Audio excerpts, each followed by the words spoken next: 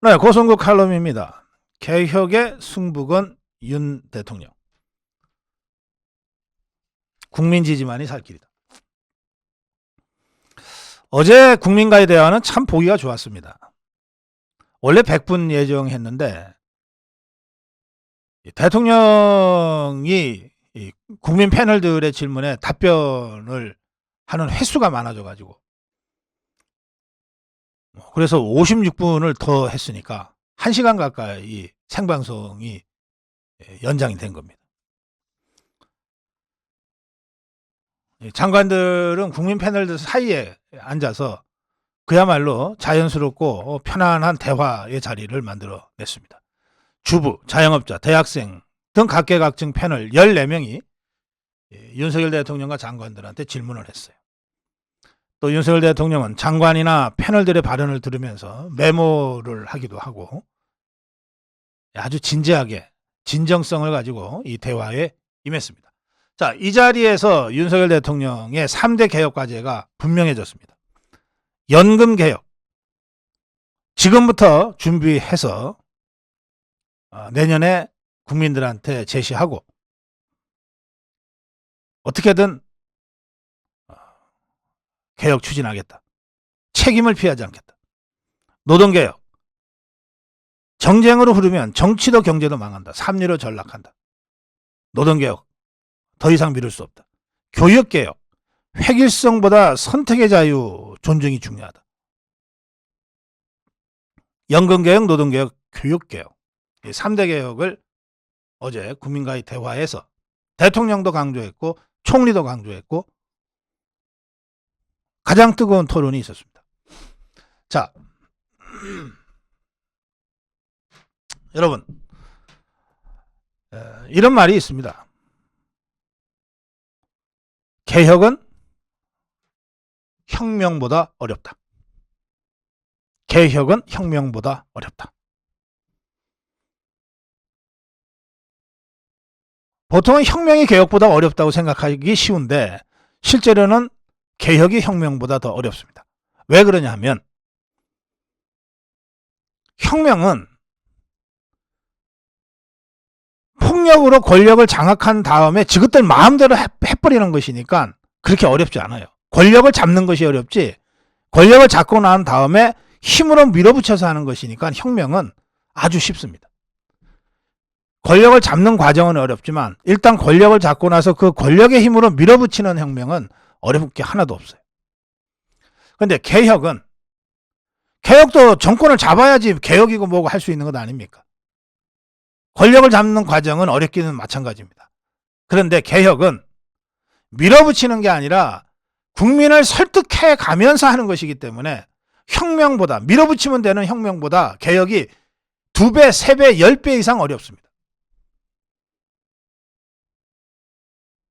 개혁은 개혁 대상자들의 자발적 동의를 이끌어낼 때 성공할 수 있어요. 혁명은 그냥 밀어붙여서 법 만들고 가면 되는데 개혁은 그렇지 않아요. 개혁은 개혁 대상자들의 동의를 구해야 됩니다. 이를테면 건보개혁한다. 건보개혁한다 그러면 문재인이가 파퓰리즘으로 보장성을 대폭 확대를 해놔가지고 MRI 같은 거 말이죠. 과잉 의료를 마구 조장해놨잖아요. 그 문재인 케어의 그 과잉 의료의 혜택을 한 번이라도 본 사람 입장에서는 윤석열 정부가 윤석열 대통령이 건보개혁한다 그러면서 과잉 의료를 제한하려고 할 때 한 번이라도 MRI 한번 싸게 찍어봤던 사람 입장에서는 저항을 할 수 있잖아요. 이런 사람들을 혁명 같으면은 그냥 재판 걸어서 감옥에 보내면 되지만 개혁을 해야 되니까 이 사람들을 설득해야 되는 거예요. 아, 선생님이 그거 싼값으로 MRI 하는 거는 좋지만 그것 때문에 불필요한 의료를 하시는 것 때문에 진짜 필요한 다른 환자들에게 돌아가야 될 건보 재정이 지금 돌아가지 못하고 있습니다. 이런 식으로 설득을 해야 되는 거예요. 그 사람의 선의를 믿고 설득을 해야 되는 거예요. 교육개혁도 노동개혁도 이게 개혁적 방식으로 뭘 풀어가려고 그러면 전부 설득을 해야 돼요.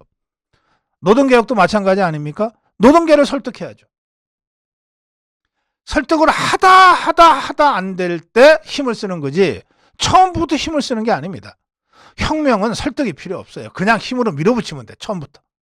이거 해. 아니면 너 죽어. 이거 해. 아니면 너 감옥 가. 협박과 공갈로 하는 것이 혁명입니다. 그러나 개혁은 그게 아니에요.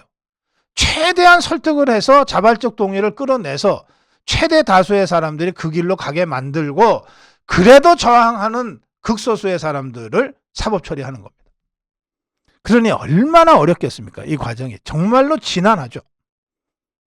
그러나 민주주의 국가에서는 자유민주주의 국가에서는 혁명적 방식을 할 수가 없어요. 법이 그것을 못하게 만들어 놨습니다.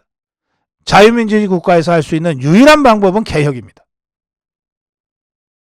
그러니까 역대 정권이 개혁이 너무너무 어려우니까 다 안 하고 만 거예요.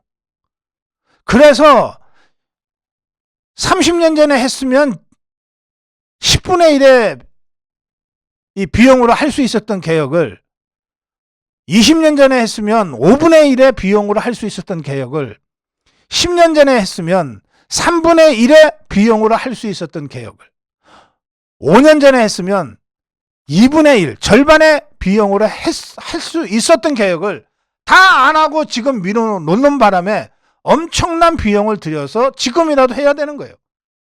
윤석열 정부가 윤석열 정부마저 이게 어렵다고 안 하면 이제 우리 미래 세대에서 정말 서바이벌을 하기 위해서라도 개혁을 해야 되는데 그때는 지금보다 10배, 100배의 비용을 더 지출해야만이 되는 그런 정말 난제 중에 난제로 남게 되는 겁니다. 연금개혁, 노동개혁, 교육개혁 이게 다 미래 세대를 위한 개혁 아닙니까? 연금개혁이야말로 우리 청년 미래 세대를 위해서 우리가 먼저 지금 허리띠 졸라매고 개혁하자는 거 아니에요. 교육개혁 마찬가지 아닙니까? 노동개혁, 일자리개혁이야말로 정말 청년 세대를 위해서라도 꼭 해야 될 개혁들이에요. 우리 자식들, 우리 손자 세대들을 위해서 지금은 우리가 허리띠 졸라매고 개혁을 시작하자는 거예요. 지금 안 하면 우리 미래 세대들이 지금보다 수배, 수십 배 더 큰 비용을 감당하지 않으면 안 되는 상황이 오는 것이 너무나 눈에 빤하잖아요. 그런데 역대 정권들이 이걸 다 미뤄왔단 말이에요. 특히 문재인 좌파 정권에서는 그냥 개혁과제를 미뤄왔을 뿐만 아니라 여기에 엄청나게 많은 짐을 지어놨어요. 하도 막 포퓰리즘으로 돈을 쏟아부었기 때문에. 이걸 이제 윤석열 정부, 윤석열 대통령이 이걸 개혁하겠다고 나선 겁니다. 그런데 수단이 별로 없어요. 혁명을 할 수가 없기 때문에 국민들을 설득하고 국민들의 자발적 동의를 이끌어내는 방법밖에 없어요. 더구나 지금 국회의 저 의석 분포를 보면 저 좌파들이 뭐 하나 개혁 과제들을 제대로 법적으로 처리해 줄 것 같지도 않습니다. 내후년 총선에서 우리가 과반 의석을 해야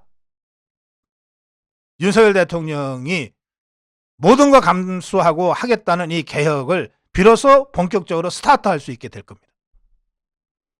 스타트한 이후에도 과반 의석을 확보해서 이 3대 개혁을 스타트한 이후에도 개혁 과정에서 자신의 이익이 조금이라도 손상당하는 사람들의 불만들이 터져 나오게 될 겁니다. 그걸 해소하는 과정, 이것이 국민적 지지 과정입니다. 개혁은 국민의 자발적 동의 말고는 의지할 데가 없어요. 그래서 어려운 것이고 그래서 거의 모든 개혁이 하다가 실패하고 말았던 겁니다. 이걸 윤석열 대통령이 하겠다고 나섰어요. 윤석열 대통령인들 이런 사정을 모르겠습니까? 알지만 개인의 정치적인 이익이 아니라 국가의 미래와 미래 세대의 미래를 위해서 나라부터 먼저 짐을 지지 않으면 안 되겠다. 이런 소명의식을 가지고 지금 이 일을 시작하겠다는 거예요. 예, 윤석열 대통령의 이 결단에 국민들의 자발적 동의와 지지가 모아지도록 하기 위해서 우리 자유우파 국민들은 무엇을 할 것인가. 이 점을 바로 여러분들의 미래 세대, 여러분들의 자식, 손자들의 문제이니까 우리 모두 깊이 성찰하고 지혜를 모아야 한다. 네, 고성국 칼럼이었습니다.